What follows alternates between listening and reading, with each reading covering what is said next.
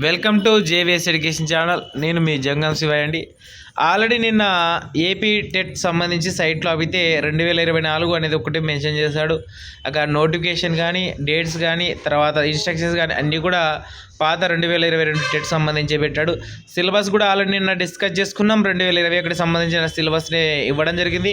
ఇక text books విషయానికి వచ్చినట్లయితే లాస్ట్ టైం టెట్కి అయితే అప్ టు 6th క్లాస్ వరకు న్యూ టెక్స్ట్ బుక్స్ అని, 7th to 10th వరకు న్యూ అండ్ ఓల్డ్ అని ఇవ్వడం జరిగింది. అయితే ఇప్పుడు 2024 నడుస్తుంది కాబట్టి దాదాపు 3 years కాబట్టి అప్ టు 8th క్లాస్ వరకు న్యూ టెక్స్ట్ బుక్స్ అండి.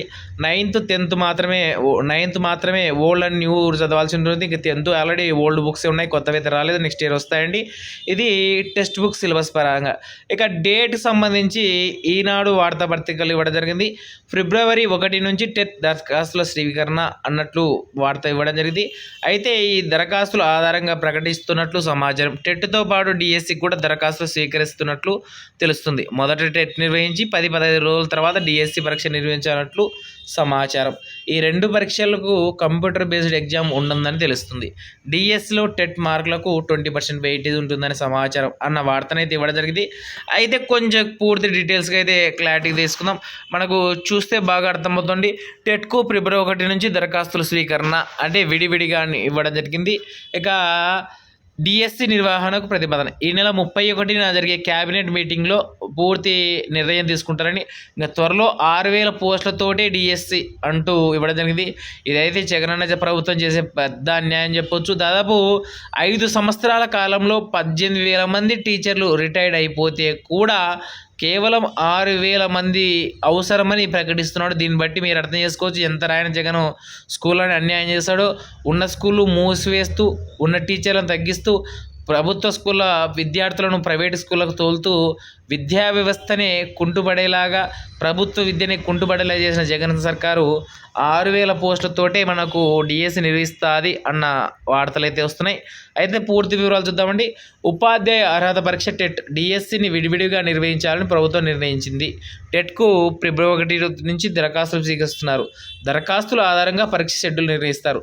దరఖాస్తులు భారీగా వస్తే పరీక్షలను నిర్వహణకు 15 రోజులు పట్టే అవకాశం ఉంది. టెట్తో పాటే 10-15 రోజులు అటు ఇటుగా డిఎస్సికి దరఖాస్తు స్వీకరణ, పరీక్ష నిర్వహణ చేపట్టాలని ప్రభుత్వం ప్రాథమికంగా నిర్ణయించింది. ఈ మేరకు డిఎస్సిలో 6,000 పోస్టులకు భర్తీ చేసేందుకు ప్రభుత్వానికి పాఠశాల విద్యాశాఖ ప్రతిపాదనలు పంపింది. ఉపాధ్యాయ పోస్టుల భర్తీకి టెట్ డిఎస్సికి నెల 31 నుంచి జరిగే మంత్రివర్గ సమావేశంలో ఆమోదం తెలుపున్నారు. అనంతరం షెడ్యూల్ ప్రకటిస్తారు. మొదట టెట్ నిర్వహించి ఫలితాలు ఇచ్చిన తర్వాతే డిఎస్సి పరీక్ష నిర్వహిస్తారు. డిఎస్సిలో టెట్కు 20% వెయిటేజ్ ఉంటుందని ఆల్రెడీ ఇవ్వడం జరిగింది. ఇది మ్యాటర్. సెకండ్ గ్రేడ్ టీచర్ పోస్టులకు పేపర్ 1, స్కూల్ అసిస్టెంట్ పేపర్ 2 విడివిడిగా నిర్వహిస్తారు.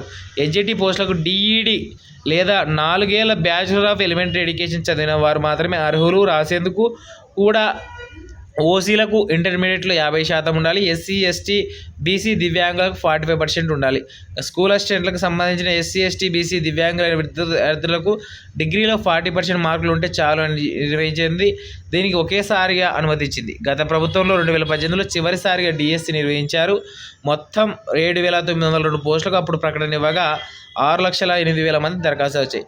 గతంలో ఎస్జిసి పోస్టులకు బీఈడీ చేసిన వారికి కూడా అర్హత కల్పించడం వల్ల పోస్టులు డిఎస్సి టెట్ కలిపి 100 మార్కులు నిర్వహించారు. టీజీటీ వారికి ఆంగ్ల భాషలో స్క్రీనింగ్ పరీక్ష నిర్వహించారు. ఈసారి టెట్ డిఎస్సి విడివిడిగా నిర్వహించాలని రాష్ట్ర ప్రభుత్వం భావిస్తుంది. టెట్ డిఎస్సి రెండింటికి దరఖాస్తు స్వీకరణ పూర్తయిన నాటికి ఎన్నికల షెడ్యూల్ వచ్చే అవకాశం ఉంది అని వార్తని అయితే ఇవ్వడం జరిగింది. దీన్ని బట్టి ఏం అర్థం చేసుకోవచ్చు అంటే అప్లికేషన్ అయితే మేబీ February 1 నుంచి లేదా ఒక 4-5 రోజులు అటు ఇటు డేట్ నుంచి అయితే స్టార్ట్ అవుతుంది. ఇక దీన్ని బట్టి ఏమర్థం చేసుకోవాలి అయితే ఖచ్చితంగా అండి డిఎస్సి టెట్ 2 కూడా ప్రభుత్వం ఇవ్వడానికే సిద్ధంగా ఉంది. ఎందుకంటే ఎన్నికల ముందర ఓట్ బ్యాంక్ క్యాష్ చేసుకోవడానికి అయితే ఉంటుంది. సరే డిఎస్సి నిర్వహించదంటున్నారు, మరి ఎలా సార్ అంటే మన తెలంగాణ ప్రభుత్వం చేసిన తప్పు అయితే ఏపీ ప్రభుత్వం చేయదు అని అనుకుంటున్నాను. ఎందుకంటే తెలంగాణ ప్రభుత్వం కూడా సేమ్ ఇదే విధంగానే ముందర టెట్ షెడ్యూల్ ఇవ్వడం, 45 డేస్లో అంటే 45 డేస్లో టెట్ నిర్వహించడం, తర్వాత డిఎస్సి ప్రకటించడం, 6,000 5,000 పోస్టులతో ప్రకటించడం, తర్వాత అప్లికేషన్ తీసుకోవడం. అయితే ఎగ్జామ్ కండక్ట్ చేయకుండానే ప్రభుత్వం ఎన్నికలకు షెడ్యూల్ రావడం జరిగింది.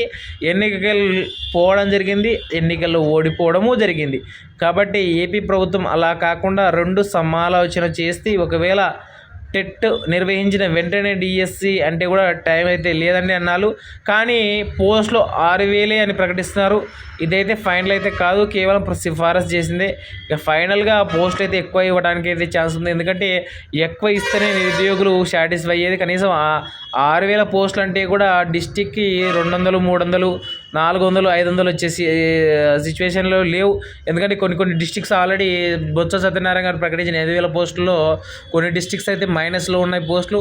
కాబట్టి ఇవన్నీ దృష్టిలో పెట్టుకొని ప్రభుత్వం అయితే ఈ నెల 31న అంటే రేపు 31 తేదీ ఖచ్చితంగా ఫైనల్ డెసిషన్ అయితే తీసుకుంటుంది. ఇక దీన్ని బట్టి ఏమర్థమైంది, నోటిఫికేషన్ అయితే రావడం అయితే అయిపోయింది. ఇక ఎవరైతే డిఎస్సి చదవాలి, జాబ్ సాధించాలనుకున్నారో ప్రిపరేషన్ అయితే మేఘాల మీద స్టార్ట్ చేయాలి. ఆల్రెడీ స్టార్ట్ చేసి ప్రిపరేషన్ కొనసాగిస్తున్న వాళ్ళైతే ప్లాన్గా వేసుకొని సిలబస్ రివిజన్ చేయడము, మార్క్ టెస్ట్ రాయడము, ప్రాక్టీస్ చేయడం మొదలుపెట్టాలి. అదేవిధంగా ఏ బుక్స్ చదివితే మంచి స్కోర్ వస్తాయి, మంచి బుక్స్ చదవడం ద్వారా ఏ పాయింట్స్లో మనకు స్కోర్ తెప్పించుకోవచ్చు అన్న విషయాలు క్షుణ్ణంగా తెలుసుకొని మరీ చదివాలి. ఇలాంటి అన్ని విషయాల కోసం త్వరలో అండి ఒక టెట్కి సంబంధించి 150 అవుట్ ఆఫ్ 150 లేదంటే కనీసం 140+ స్కోర్ తెచ్చుకోవాలంటే ఏ బుక్స్ రెఫర్ చేసుకోవాలి, ఎలా ప్రిపేర్ కావాలి, ఏ ప్లాన్ వేసుకోవాలి అన్న వివరాలతో పాటు ఒకవేళ డిఎస్సి వస్తే 80% మార్క్స్ ఎలా తెచ్చుకోవాలి, ఒకవేళ 80% మార్క్స్ తీసుకుంటే జాబ్ వస్తుందా, జాబ్ తెచ్చుకోవాలంటే ఏ టెక్స్ట్ బుక్స్ చదవాలి, తర్వాత ఏ మెటీరియల్ ఫాలో అవ్వాలి, ఏ ప్రాక్టీస్ టెస్ట్ ఫాలో అవ్వాలి, ఎలా చేసుకోవాలి, ఎలా ప్లాన్ వేసుకోవాలి, ఇటువంటి విషయాలన్నీ కూడా నెక్స్ట్ వీడియోలో సవివరంగా తెలియజేస్తానని తెలియజేస్తూ ఇట్లు మీ జేవిఎస్ ఎడ్యుకేషన్ ఛానల్.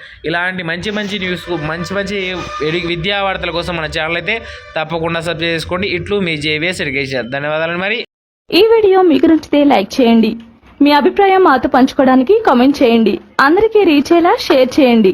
కానీ మా ఛానల్ని సబ్స్క్రైబ్ చేసుకోవడం మాత్రం మర్చిపోకండి.